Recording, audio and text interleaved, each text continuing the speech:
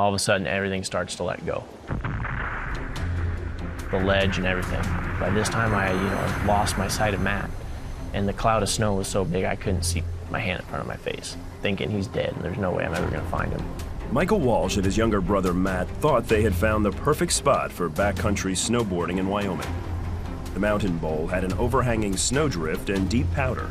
They parked Michael's truck and climbed to the steepest point, never thinking about avalanche danger. It's kind of just a cliff, basically, a snow cliff that builds up with all the wind. And as it blows, it just kind of curls and curls and curls and just builds up a big ledge. Well, we were sitting right on the edge of it. The original plan was we were both going to go down at the same time. I don't know why I changed the plan. He was already strapped in and I had one binding strapped in but this time. And I looked over at him and I was like, "Hey Matt, what are you waiting for?" His brother Matt jumped off the ledge and hit the slope below, triggering a massive avalanche.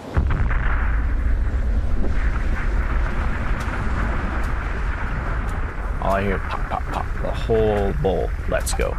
And it sounds like a freight train running right over me. Matt slid hundreds of feet down the mountain, caught in the avalanche.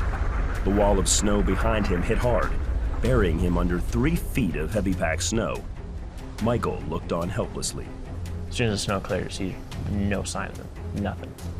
There's just rocks and sagebrush and dirt ripped up out of the ground on top of the snow. To see him disappear like that, and I couldn't stop it, that was very hard. Michael had a decision to make. Run to his truck to call search and rescue, or try and find his brother on his own.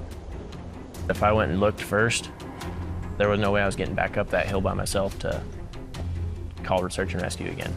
And so I just cried out to God, said, "God, what do I do?"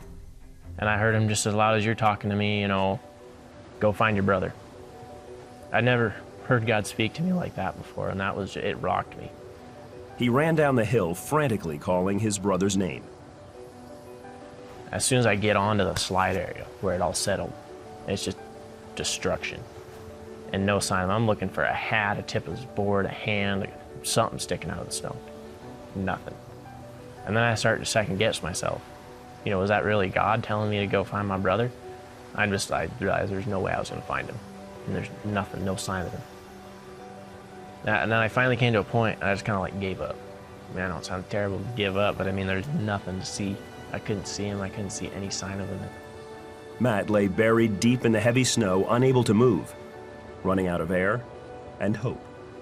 Right when I realized that I was buried, and there was no way I was moving my body, I was certain I was gonna die. At that point I had given up on trying to get out. I knew I was gonna die. But as he lay there praying, he says he felt God's presence with him. The peace I felt in that moment was amazing. I would say it was him with me in the moment. So I was ready. I knew where I was going. I wasn't scared. He heard God speak to him and remind him of a prophecy given to Matt's mother when she nearly miscarried him as a baby, that the baby would not die but live, and God would do great things through his life. When he spoke to me, I had hope. It was like, okay, this isn't it. He's gonna rescue me from this. He's gonna save me. It's not gonna stop here. He's still got a plan for my life and a purpose for my life. Matt says hope propelled him to action. He had an air pocket near his face and he was able to dig one arm towards the surface. Meanwhile, Michael stood directly above him, unaware of his location. Pretty much about to fall to my knees and just lose all hope in it. So I just yelled one more time, "Mac!" The wind's blowing 60 miles an hour. So when you're wearing a hood and a hat, you can't hear very well. Everything goes dead silent. And I just hear, "Mike, I'm fine." There's no way I should have heard him in that, with how hard the wind was blowing. Well, I turn and I take a step back. I look under my left foot right before I set down. I see a hole about the size of a baseball in the snow. And I just start digging frantically. Well, I dug about 2 feet, and I'm like, I was crazy, That wasn't really him. And I just kept digging, and dug another foot. And I could see the Oakley symbol on his jacket that I had just bought him like a week before that. And I dug to his face, and I could see his face that he was still alive and okay. I started crying like a baby. I was just I mean, I was so happy, but so scared all at the same time. He spent the next half hour digging Matt out of what could have been a snowy grave. They say it was only by God's grace that they made it out alive.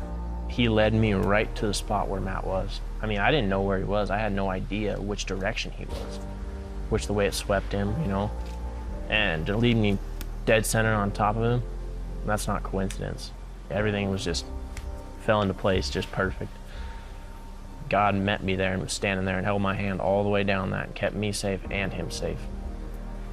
I think I survived because God has a bigger plan for my life. You know, He has big things in store for me, and I don't think that He was going to let that be foiled by an avalanche. I think that he wasn't. It wasn't His will. I'm definitely very thankful, you know, that God would rescue me from this, that He would work it out in a way that we both come out okay. Definitely the scariest thing I've ever had happen to me in my life. I mean, watching my best friend and thinking he's dead, and there's no way I'm ever going to find him. And then, you know, having the Lord just meet me there on that hill and be there with me the whole time. He was there, and He hears your prayers and in your time of need.